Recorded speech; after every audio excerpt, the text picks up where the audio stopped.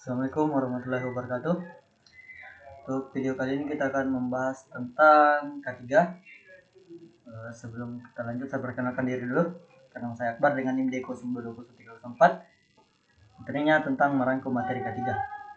Termasuk di sejarah K3. Poin pertama, masa purbakala. Pada abad 17 sebelum Masehi, Raja Hammurabi mengatur peraturan kecelakaan pada pekerjaan bangunan. 5 abad kemudian pada zaman Mosai kemudian meluas ke Yunani, Romawi, dan lain-lain. Yang kedua, revolusi industri tahun 1878 di seluruh negara bagian di Jerman.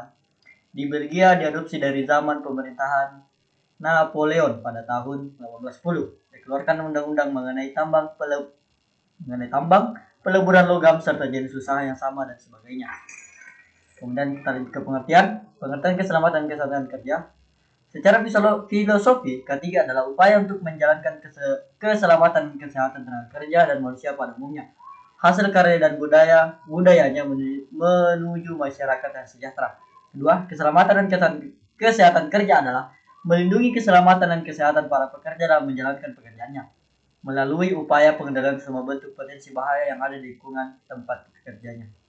Undang-undang terkait K3, yang pertama ada Undang-Undang Nomor 1 Tahun 1970 tentang Keselamatan Kerja. Yang kedua ada Undang-Undang Nomor 13 Tahun 2003 tentang Ketenagakerjaan. Kemudian yang ketiga ada Peraturan Pemerintah Nomor 50 Tahun 2012 tentang penerapan sistem manajemen keselamatan dan kesehatan kerja. Contoh kasus kecelakaan pada tanggal 7 Desember 2017 telah terjadi kecelakaan yang mengakibatkan tewasnya pekerja tambang, yaitu seorang mekanik di salah satu perusahaan pengelola nikel. Kemudian kita analisis menurut teori domino. Analisis terjadinya kecelakaan yang menyebabkan terjadinya kecelakaan yaitu penyebab langsung, penyebab dasar, dan kurang kendali manajemen. Tindakan tidak aman. Hal ini menunjukkan mekanik tidak memiliki pengetahuan dalam mengidentifikasi bahaya ketika melakukan pekerjaannya. Terlebih, prosedur yang menjelaskan tata cara penggantian pisau di pukmil serta pembersihan oredi pukmil tidak ada, sehingga mekanik tidak memiliki pengetahuan tentang cara penggantian pisau dan pembersihan oredi pukmil yang benar. Tidak adanya koordinasi antara pekerja dengan pengawas yang mengakibatkan kurangnya kontrol pengawas terhadap pekerjaan yang dilakukan oleh mekanik. Hal ini menyebabkan pengawas tidak mengetahui bahwa mekanik menghidupkan MCB pada pukmil nomor 3 dan meninggalkan MCB pukmil nomor 3 yang sedang diperbaiki dalam kondisi on, sehingga timbul daya on-off pada panel listrik dalam kondisi aktif. Solusi, perusahaan harus membuat prosedur atau instruksi kerja yang jelas untuk semua pekerja dan penyusunannya harus mempertimbangkan semua potensi bahaya yang ada maupun akan timbul dari pekerjaan tersebut.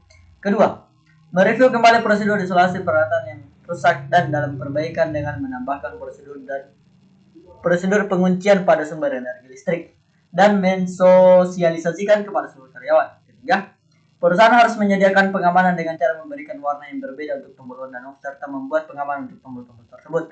Keempat, menyediakan pelatihan tentang identifikasi bahaya dan manajemen risiko kepada semua pekerja serta memastikan semua pekerja mengerti terkait SOP atau instruksi kerja dan biasa sebelum melakukan pekerjaan. Dan yang terakhir, yang kelima, memperbaiki semua panel listrik agar dilengkapi dengan pengaman yang dapat mengisolisasi energi.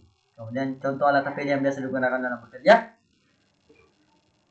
Yang pertama itu ada helm, yang kedua ada sabuk dan tali keselamatan, yang ketiga ada sepatu boot, yang keempat sepatu pelindung. Ini fungsinya hampir sama dengan sepatu boot. Kemudian ada masker, penutup telinga, kacamata pengaman, sarung tangan. Itulah beberapa APD yang biasa digunakan dalam bekerja. Kemudian kita lanjut ke materi mengenai B3. Mengenal B3 dan 5B3. Bahan berbahaya dan beracun atau sering disingkat dengan B3 adalah zat, energi, dan atau komponen lain yang karena sifat, konsentrasi, dan atau jumlahnya baik secara langsung maupun tidak langsung dapat mencemarkan dan atau merusak lingkungan hidup, membahayakan lingkungan hidup, kesehatan serta kelangsungan hidup manusia dan makhluk hidup lain. Definisi ini tercantum dalam Undang-Undang RI Nomor 32 Tahun 2009 tentang perlindungan dan pengelolaan lingkungan hidup dan peraturan lain di bawahnya.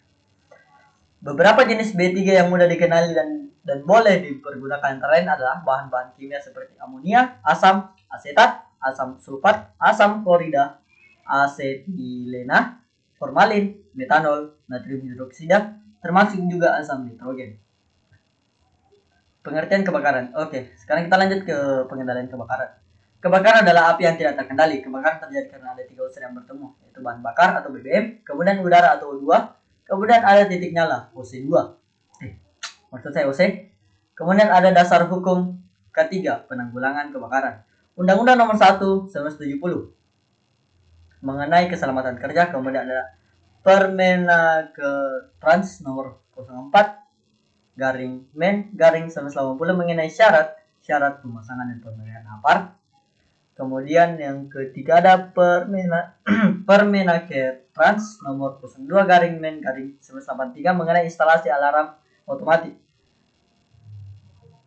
Kemudian yang keempat ada Kemenaker Nomor 186/Men/1999 mengenai unit penanggulangan kebakaran di tempat kerja. Manajemen penanggulangan kebakaran ada beberapa manajemen. Yang pertama itu ada Free Fire Control, yang satu inspeksi uji coba berkala, pemeliharaan dan perawatan peralatan, sarana proteksi dan jalan keluar, struktur organisasi, manajemen pengamanan kebakaran. Kemudian kita masuk ke materi ergonomi. Pengertian ergos atau kerja plus nomos atau hukum. Definisi ergonomi menurut Woodside dan Kucurek 1997 adalah kajian yang integral antara pekerjaan, alat, tempat, dan lingkungan kerja, yaitu lingkungan di mana pekerja dapat melakukan pekerjaannya dengan aman dan nyaman. Menurut Charpanis 1985 yang dikutip oleh Sanders mengatakan, ergonomik ialah suatu cabang ilmu sistematis untuk memanfaatkan informasi mengenai sifat, kemampuan, keterbatasan, dan karakteristik manusia lainnya untuk merancang alat, mesin, pekerjaan, sistem kerja, dan lingkungan sehingga orang dapat hidup dan bekerja pada sistem itu produktif, efektif, aman, dan menyenangkan. Kemudian ada prinsip-prinsip penerapan ergonomik. Yang pertama ada bentuk dan ukuran alat serta fasilitas agar disesuaikan dengan bentuk dan ukuran tenaga kerja. Menghindari konstruksi statis dapat mungkin tak melebihi 15% kekuatan maksimal. Usaha posisi dan sikap tubuh yang alamiah waktu bekerja. Kemudian yang selanjutnya, sedapat mungkin menghindari sikap berdiri diam saat bekerja. Kemudian yang terakhir, mengatur irama kerja agar sesuai dengan irama pemulihan. Kita lanjut, faktor-faktor bahaya dalam lingkungan kerja. Faktor lingkungan kerja, faktor fisik, kebisingan semua suara yang bersumber dari alat kerja yang dapat mengganggu pendengaran. Getaran pencahayaan, radiasi, UV magnetik, tekanan udara, iklim kerja, kimia. Kalau tadi beberapa materi mengenai tentang ketiga, lebih dan kurangnya mohon dimaafkan. Assalamualaikum warahmatullahi wabarakatuh.